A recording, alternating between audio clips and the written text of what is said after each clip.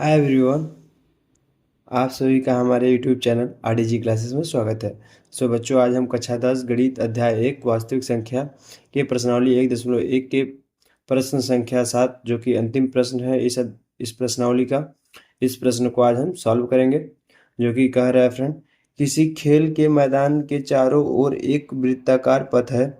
इस मैदान का एक चक्कर लगाने में सोनिया को 18 मिनट लगते हैं, जबकि इसी मैदान का एक चक्कर लगाने में रवि को 12 मिनट लगते हैं। क्योंकि रवि जो है वो मजबूत है सोनिया से, इसलिए वो कम ही समय में वह एक चक्कर लगा लेता है।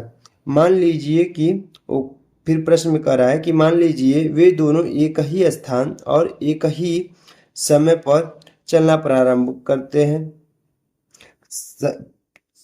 चलना प्रारंभ करके एक ही दिशा में चलते हैं। कितने समय बाद वे पुनः प्रारंभिक समय पर मिलेंगे? इस प्रश्न में आखिरकार पूछ क्या रहा है? इस चीज को जानने के लिए हम थोड़ा सा दिमाग लगाएंगे। यहाँ पर अंत में जो प्रश्न में जो लिखा है उसी को हम देखकर यह निश्चय करेंगे कि इस प्रश्न में पूछ क्या रहा है। तो प्रश्न में अंतिम में लिखा है कितने समय बाद वे पुनः प्रारंभिक समय पर मिलेंगे। तो हमें इसमें एचसीएफ ज्ञात करना है या एलसीएम ज्ञात करना है, लघुत्तम समापवर्तक या महत्तम समापवर्तक। इस चीज को हम यहीं से निर्णय लेंगे।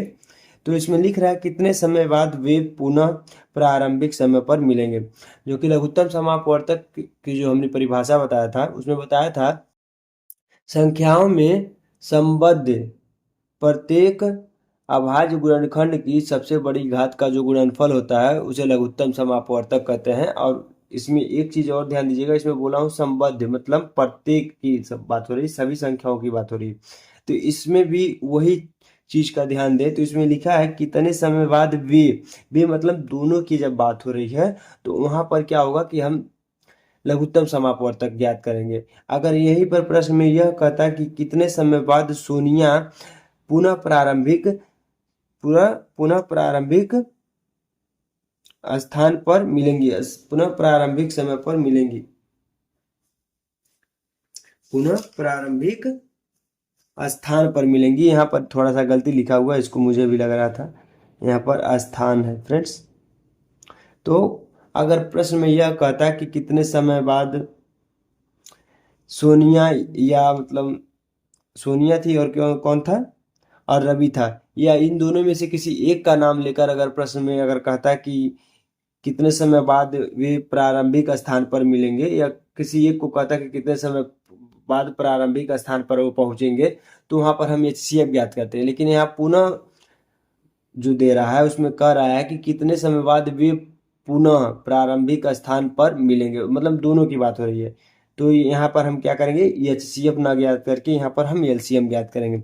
तो लिखेंगे सोनिया का, हम लिखेंगे सोनिया जो 18 मिनट ले रही है उसका अभाज्य गुणनखंड लिख देंगे। तो 18 का सोनिया मतलब 18 मिनट ले रही है तो 18 का हम क्या कर देंगे, अभाज्य गुणनखंड कर देंगे। तो इसको दो कितना हो जाएगा, 2 9 हो जाएगा। अब 3 गुणे 3 हो जाएगा। ठीक है फ्रेंड्स। इसी प्रकार रवि जो ले रहा है कितना समय ले रहा है, वो 12 समय ले रहा है। तो 12 का हम क्या कर देंगे, अभाज्य गुणनखंड कर देंगे। आज फ्रेंड्स दिख नहीं रहा था, लेकिन अब मैंने जो भी बोला है आपको अच्छे से समझ आया होगा कि 18 का हमने क्या कर दिया, अभाज्य गुणनखंड कर दिया, और 12 का कर दिया गया इसका भी अभाज्य गुणनखंड कर देंगे। तो 2 गुणे 2 गुणे हो जाएगा 3। तो इसको हम क्या लिख सकते हैं, इसको लिख सकते हैं 2 गुणे 3 का स्क्वायर, और इसको लिख सकते हैं 2 का स्क्वायर गुणे 3 का। तो जो एलसीएम होता है फ्रेंड,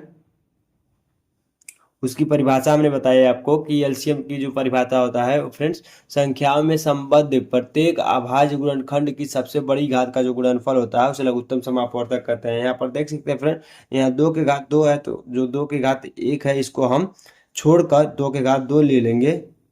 और यहाँ पर 3 के घात जो दे रहा है फ्रेंड्स 1 दे रहा है, तो इसको हम छोड़ के 3 के घात 2 ले लेंगे। ठीक है फ्रेंड्स। तो दो दो के 2 दूना 4 हो जाएगा, और ये हो जाएगा 3 3 9। तो यहाँ से जो आएगा फ्रेंड्स वो आपका आ जाएगा 36 मिनट, जो कि हमारा उत्तर है फ्रेंड्स। ठीक है फ्रेंड्स। फ्रेंड, आपको इस प्रश्न को आप समझ गए होंगे कि इस प्रश्न में कहा क्या रहा है, क्या चीज़, इसको किस तरीके से इसको हल करना है। फ्रेंड, अगर इस प्रश्न को अगर आपको सॉल्व करने आ गया हो तो इस वीडियो को एक लाइक कर दीजिएगा, और हो सके तो हमारा चैनल भी सब्सक्राइब कर लीजिएगा, अगर ऐसे वीडियो अगर आगे भी अगर चाहिए आपको तो।